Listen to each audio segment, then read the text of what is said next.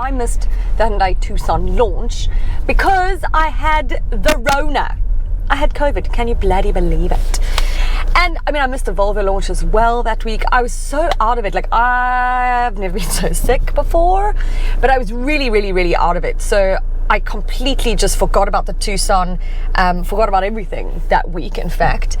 And then I went to Mauritius. So I put that in there. That's where I was last week. And I sort of didn't pay attention to the cars that were scheduled after Mauritius because I was just like, oh my God, I'm going to Mauritius. I'm going on holiday. I'm going to drink cocktails. Anyways, back to the thing. So I didn't really pay attention to the car that was coming. And then I got into this car. It was late at night. We'd flown from Mauritius to Joburg to the airport. And I sort of just saw this car and I thought, oh, that's a nice looking car. Got in and went like, yes, this is nice. And I remember I said to my husband, I thought I was getting a Tucson. And I looked and I was like, it is a Tucson. What the devil? I was like, gee whiskers, it stepped up its game. Like, let's be frank, like the first Tucson was a shocker of a looker. And then sort of the iX35, I remember, had that, and then the Tucson again. And they've been great, they're fine. I mean, it's been a very good seller, very popular, but it hasn't exactly like blown my hair back by any means. You know, you sort of just had a Tucson. So I was left very impressed with this new design. In fact, most of Hyundai's designs at this moment, you know, are doing pretty well. But the interior is really, really, really impressive. It feels quite premium in here, I have to say. I'm in the top of the range elite model, so it really comes fully spec'd. I mean, everything. I mean, so all of them actually have a wireless charger, which is fab. Yeah. Do you know? Okay, before I carry on with this, I just have to say another thing. This is happening more and more because I think drivers are getting stupid. Well, I got interrupted there. But I'm not gonna. I got interrupted there by my husband looking for something. Hasn't looked yet, phoned me to find out where it is and said now he'll have a look for it. Guys, really. So what was pissing me off back then, though, why do people approach a green robot with like 5 cars distance in front of them? So now, dickhead gets stuck at the red robot because you've taken your sweet ass time to go through. Okay, back to the specs. So, they all come with this lovely 8-inch touchscreen. You've got a wireless charger and stuff. Heated seat. This one comes with cooled seats and a heated steering wheel, which, by the way, I heard Chiro say the other day from Cars Rocosa that it's not needed in South Africa. I can tell you, Chiro, many a winter morning I have appreciated some toasty hands on the steering wheel. Okay? I love anything that's heated, actually. Is that true? No, I hate a heated pool. Ugh. Okay. Oh, I'm getting very sidetracked today, hey? Anyways, so with regards to the engine, it has been tweaked and everything, but I think power or whatever, it's actually less than the previous.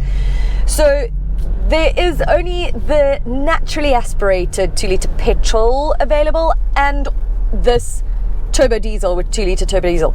We're hoping that the 1.6 litre turbo petrol arrives at some point because it is not worth getting the petrol engine as it is now. It really doesn't have enough power, or enough torque in fact, for a big or medium sized SUV. So I think you might struggle with that. But this turbo diesel has 137 kilowatts of power and 416 newton meters of torque, so it's certainly punchy.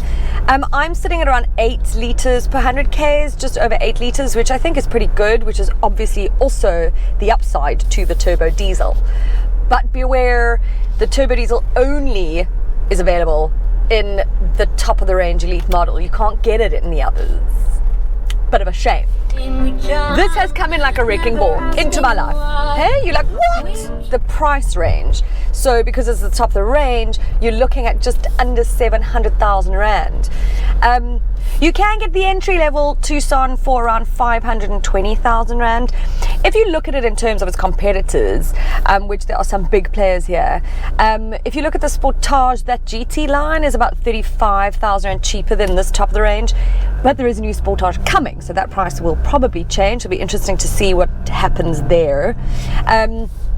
You can get a Haval H6 for the same price. Well, about the same price as the entry level Tucson, and that's the super luxury, that's the top of the range H6. But that has been the game changer, that H6. Do you know what I mean? Or not the game, yeah, or the game changer, yeah. It's been the like cat amongst the pigeons, you know. I think the only letdown here is, well, a couple of things is like the in terms of like engine choice, but also the fact that this is front wheel drive, whereas your Sportage, your CX-5, even your Tiguan, etc., come with all-wheel drive. So that would have been nice, you know. And the only ones that are more expensive maybe are like RAV4 and Tiguan. But this, I can't fault the spec of it. Like, there is so much spec in this. I think it may be quite hard to top. And of course, you've got Hyundai's, you know, warranty and all of that, which is really good. Don't you ever say, I just walked away, I will always want you. From a practical point of view, I haven't even touched on that. This car, so it's bigger than the previous model. And there's so much space back there. The rear legroom is unbelievable. And Luca, if I put him in his chair, he doesn't touch the seat, which normally he does just about on every car. And even with that, the passenger has more than enough legroom. And then the boot has grown by like 51 litres, so it's 539 litres or something around there. So much space. So from a practical point of view, for a family car, the Tucson is great. So I would highly recommend driving this and or buying it. If you can afford to get the turbo diesel, that's the one I would go for.